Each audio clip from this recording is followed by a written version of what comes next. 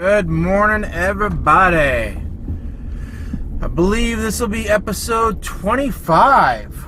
Wow, 25.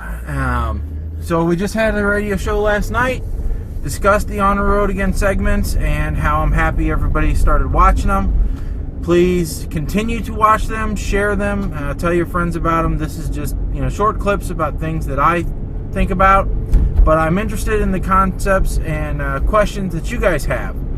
So this morning, we're going to talk a little bit about relationships, but, I'm barely going to scratch the surface on this one, I know.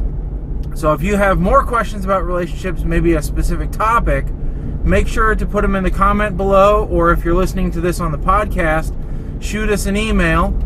You can shoot me one directly, shaggy@ptrradio.com. And I'll be sure to include it on a coming episode. So the reason why I'm talking about this is because recently there was a discussion on Reddit about, it was asking a question: what's the largest age difference that you and someone you dated have had, and how did it work out?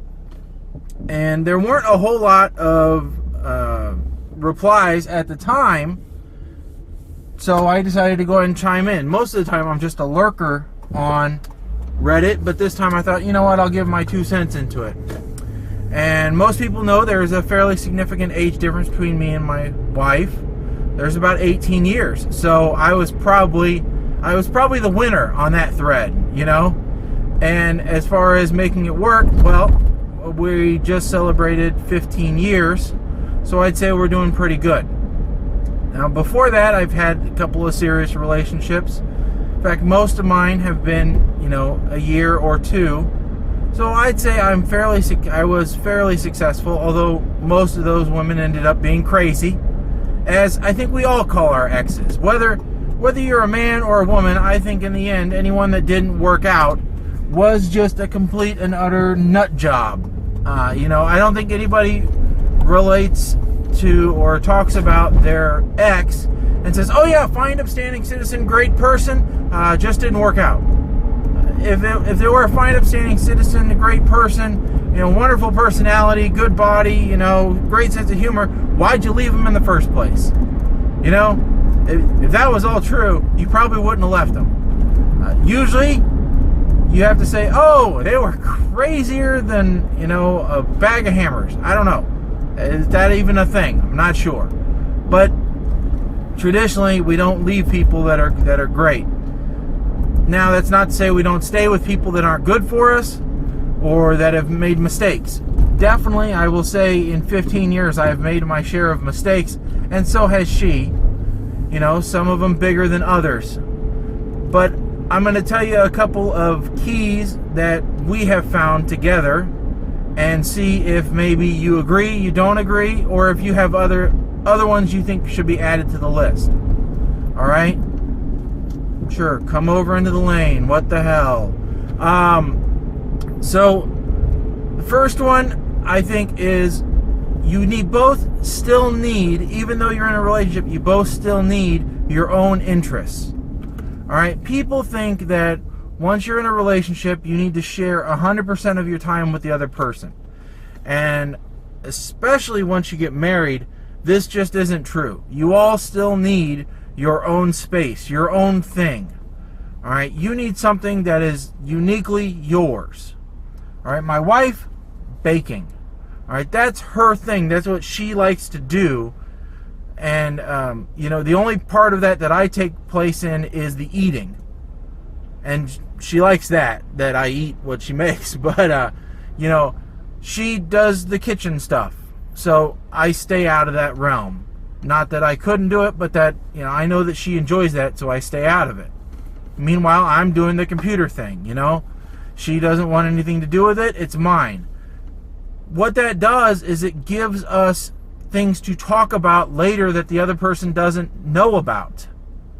If you spend all your time together, then by the time you hit your 3rd or 4th year in a relationship, you know all the stories. You know everything about each other. Or most of the exciting bits. Because most of our lives are dull. Let's be realistic about it. So you need something to keep fresh content coming into it. And that is what is uniquely yours. Okay, so always have something that is uniquely yours in the relationship. Second thing, you need to maintain your own set of friends. Now, this can be extremely difficult, especially because once you become a couple, then it seems like the only thing that is right to do is things that are couples. All right?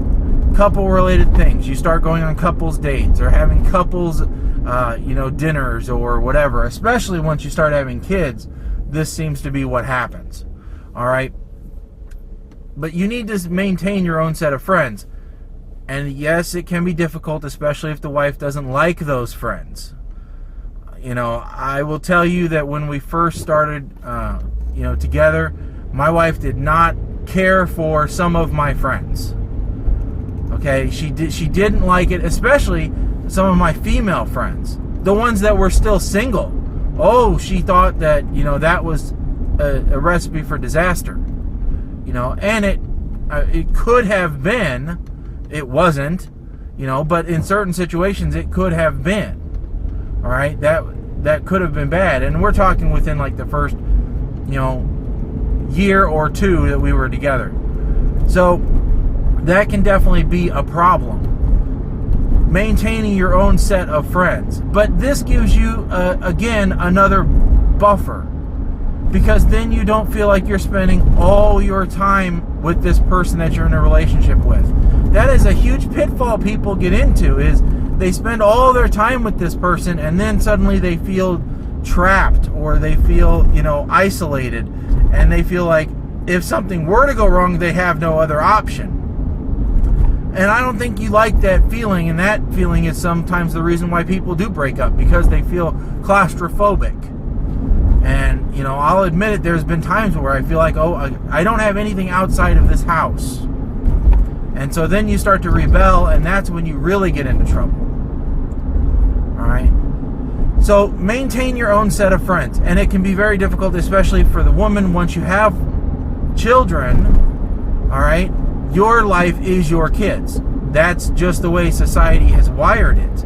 Is your life is your children. So maintaining friendships outside of children is very difficult. I understand. Try. Give it a try, though. Definitely put the effort into it. And as with all these things, try. I'm not going to say you're going to succeed 100%, but give it a shot. Right. Next thing, and probably one of the most important things, is communication. All right, communication is the key to a lot of things, whether you're dating, whether you're married, whether you've been married for a long time. And the longer I get into this, the more that I learn that communication can solve a lot of things. Now, a lot of people think that, communication means fighting. It doesn't have to, but sometimes it can lead to an argument, and arguments aren't always bad. All right?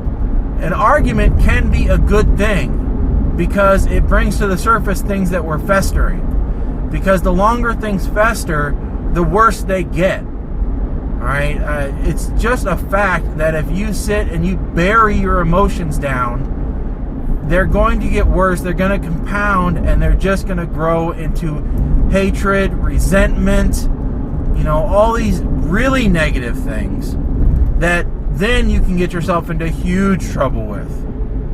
Alright, it's not a good idea to let those things bubble under because you think you're doing the right thing.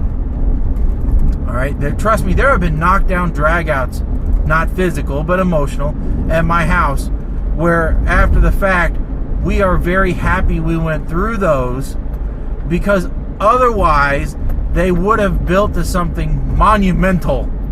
Alright? It's just a fact that they would have led to something worse. The next, so make sure that if something is bothering you, I'm not saying bring it up right away. Make sure that it is actually something that's bothering you and not just a fleeting thing.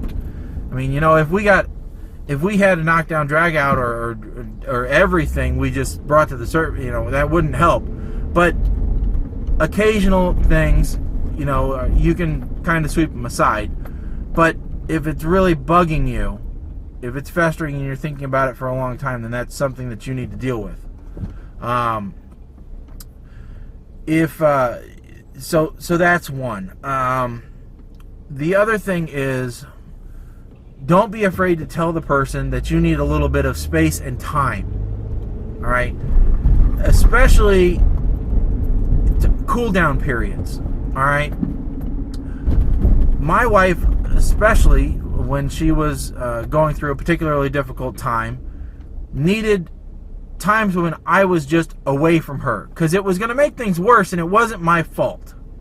All right? She was going through physical changes, emotional changes that I didn't have anything to do with. And you need to be able to recognize that. Recognize when you're just in a bad mood.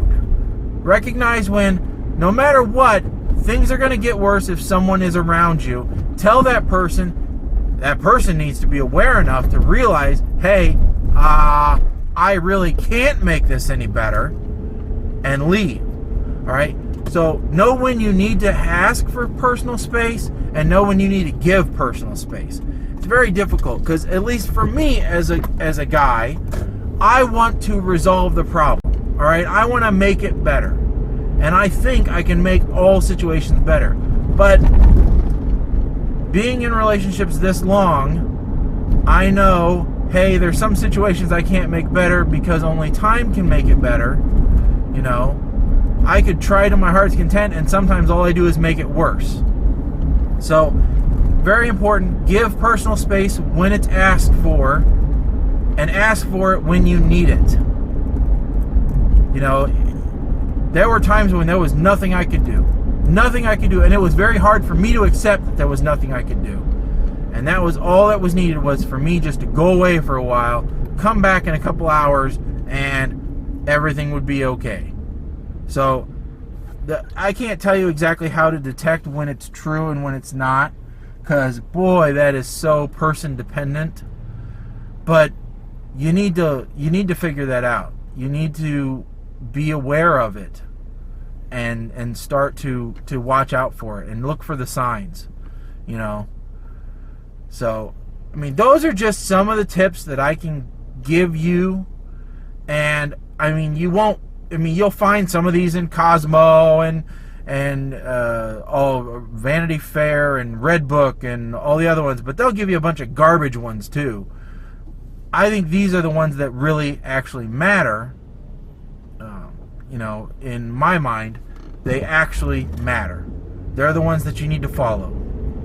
So, if you agree with me, put it in the comments. Let me know which ones you think are the most important. If you think I forgot something, let me know. If you have other tips you think I should talk about, if you have specific relationship questions like, hey, I'm in this situation, I got problems with my in-laws, whatever you think I need to talk about, put it in the comments, send me an email, shaggy@ptrradio.com, and let me know. I'll be more than happy to discuss it on the next podcast. But for now, the trip's almost over. So I'll see you next time I'm on the road.